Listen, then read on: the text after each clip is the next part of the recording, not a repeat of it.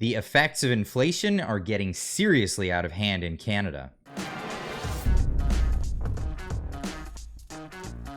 Now, before we get into some of the points that I wanted to get to in this video, I do want to raise this one concern, is that many people are conflating inflation the wrong way. Now, rising prices are the effects of inflation. Inflation itself is an expansion of the monetary supply. Printing new money, putting it out there, dilutes the value of every dollar that's already currently in circulation. So therefore, rising prices are an effect of inflation, not inflation itself. And that needs to be understood putting things forward. The effects of what we're seeing in rising prices is a direct result of what the government's been doing with the monetary supply. Now, that being said, Monteleone on X points this out. Inflation update, December 2023, $22.99 per kilogram for beef and this is at Costco. June 2024, 6 months later, it was $38.99 per kilogram. So $38.99 per kilogram, increase in 6 months of $16 per kilogram, or 70%. That's a measured inflation of 70%. What did the government say it came to at? Well, 3% or thereabouts. How are people surviving? And the source here is Costco, of course, because these are the rising prices and these are the effects of inflation that people are actually feeling. Now, to break it down, here's an economist giving a short but sweet explainer about how this actually works. That's the cost of living crisis. Suddenly we went up from prices being around there to prices being there. And you don't really see that in this data, okay? Because inflation is really just measuring the difference between that and that. And if you look at those two lines, you're talking about a 2.3% change. That's the number we're talking about today. But for a lot of people, it's not about that. It's about the difference between this and that. And when you look at the difference between this and that, that's 20%. It's a lot and bigger. I think that's the dichotomy here between these inflation numbers where it looks normal and this, which is really not normal at all. No, not normal at all. And here's another great explainer. This is a clip from Zuby's podcast.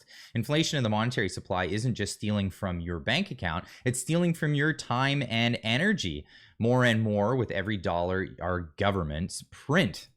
Everyone used to get married around 22, 23. Everyone's now getting married around 32, 33. Life expectancy is going down. Home ownership's going down. Divorce rates going up. And these are all metrics that tell me that in order to live a life what you're pleased with, it's requiring more time and energy. You know, your dad could have worked 2.5, 3, 4, 5 years to own a home. People are having to work 20, 30, 40, 50 years to own a home. They're still the same humans. Yeah. So by debasing the currency, again, if you think of it as time and energy in an abstracted form, you're increasing the time and energy required to live a sustainable life. And it deteriorates society. It's really an awful malicious thing to do to, you know, when you say steal from people, they are stealing the time and energy from the collective populace. You know, when your groceries double, when your McDonald's order doubles, whatever that is for you, and your gas price doubles, it's just requiring more time and energy for you to have the life that you need to have. You know what, Jack? I think you have just nailed a much better definition of what inflation truly is and why it's so bad. Absolutely nails it. This idea that it's actually your time and energy that's being wasted, and it's being taken away from you. It's being taken away from you because it requires so much more just to get anything that you would prefer. Now, this being said, it's also robbing your savings. It's robbing your bank account entirely because anything that you had worked for in the past, they're taking away the value of that, which would be your savings. Now, if you want to hedge your bets on that, it might be a good idea to get into precious metals. New World Precious Metals will help you out with that. I had an interview with Bryce Wade from New World Precious Metals. I'll leave a video card up in the corner if you want to check more out about that. But moving forward, Nikki P on Twitter pointing this out. Christa Freeland was a career journalist by trade. She was never qualified to manage Canada's finances. It always brings this clip up to mind. You're not even a real journalism. That's right. Yeah, that's right. I don't know if she was even good at that job. But once she became finance minister, since becoming Trudeau's finance minister in 2020, Chrystia Freeland has grown Canada's debt by more than 400 billion, billion with a B. This is in 4 years since 2020. She's increased our debt by more than 400 billion. Now she's calling for tax hikes because she says the debt that she created is an unfair burden on young generations. And of course, yeah, we have that debt burden that they totally didn't see coming. And well, this is proof that they didn't see it coming. Regardless of what that figure is exactly, future governments are going to have to carry that debt. The servicing costs on that are going to be very high. Sorry? The servicing costs on the debt that you're going to have to carry, that you're adding to now, right? Interest rates are at historic lows, Glenn. Okay, but it's still a lot of money. No. It's still a lot of money. No. And you don't know where. Okay, but how are you going to pay for that? How are you going to pay for those costs in future years? Are you going to increase taxes, or are you going to cut programs? Okay. Spoiler, he doesn't answer the question, but we are seeing increases in taxes. Now, this is an interesting one because you think with the increases in taxes, you're going to get a lot of those people paying them. Oh, no, they're not paying it. Constellation executives sold $75 million in stock ahead of capital gains change. Hey, guess what? These guys are just as witty as Nancy Pelosi down south at figuring out the markets and what are going to happen in those markets. I have a confidential tip for your reporters. Get it in. Oh, hold on a second. Where is this?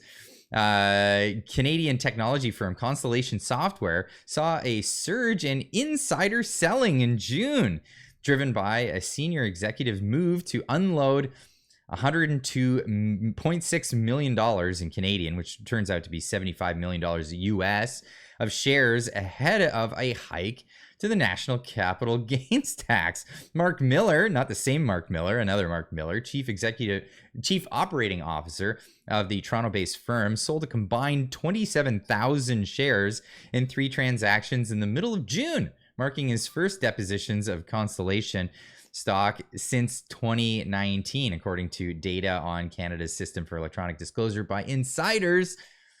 He had about 252,000 shares as of June 19th. Data compiled by Bloomberg showed other executives sold as well, but in smaller amounts. Yeah, this is what's happening. So a lot of people getting the inside scoop. Now, Chrystia Freeland losing a lot of popularity in Canada, even with the Prime Minister. And Pierre Poilievre even pointing out here, breaking, Trudeau secretly working to dump incompetent finance minister after a disastrous budget and bring in carbon tax Carney. That's right. Toronto star Mark Carney in talks with Trudeau about joining the team as finance minister. Not sure how that's going to work. You might have to get elected in first. Mark Carney in talks with Trudeau about joining the team as finance minister, the Toronto Star reports. Is this a way of getting him in there to replace Trudeau eventually?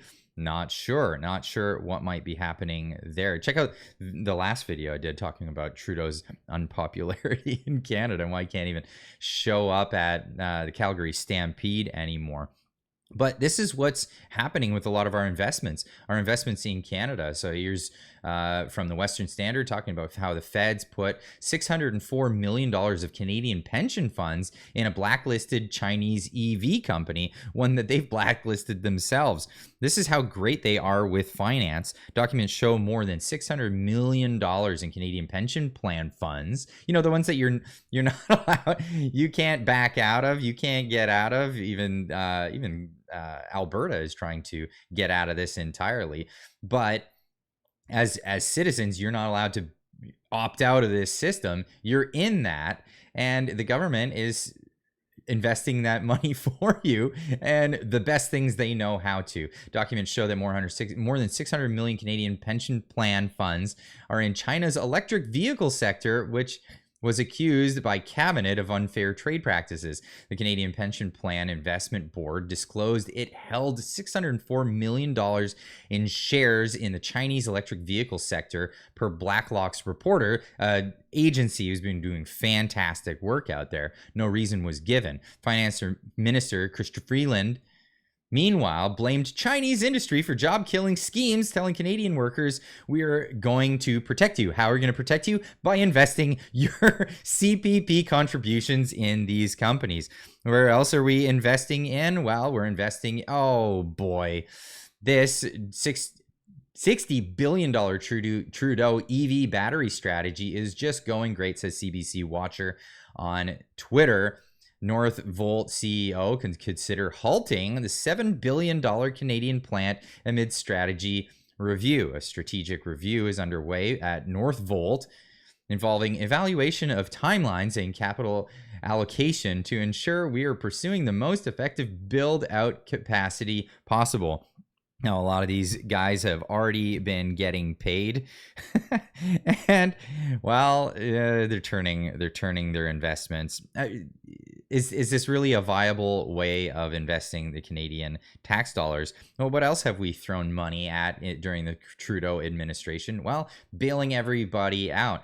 CRA is now preparing to take legal action against people who receive pandemic benefits while ineligible. So they're trying to get some of their money back by going after people who either, collected CERB when they weren't supposed to, but a lot of people are actually being told they have to pay this back even though they were eligible. There's many people who are being told at the time they were just kicked off of unemployment that they were already on and put on the CERB benefit, and then being told later to pay it back. But is the government pursuing every avenue where they can get some money back? Well, Eva Chipiuk pointing out, in cases of alleged $64 million fraud, the CRA has suspended efforts. Meanwhile, it pursues individual Canadians for far less.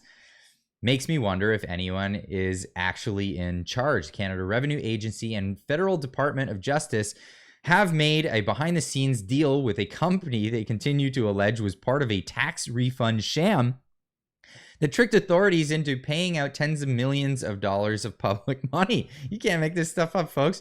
The CRA has alleged in tax court filings that Iris was the banker in an international scheme that preyed on weaknesses in the Canadian tax system, resulting in the payment of $63 million in illegitimate tax refunds. But hey, they're just going to leave this one alone. As recent as March, the Department of Justice stated in a court filing that the company participated in a scheme to defraud the Minister of Revenue and therefore Canadian taxpayers. Katrina Miller, Executive Director of Canadians for Tax Fairness, says the Canadian taxpayers have a right to know more about why the CRA would make a deal with a company it continues to allege was involved in a scheme to defraud the government.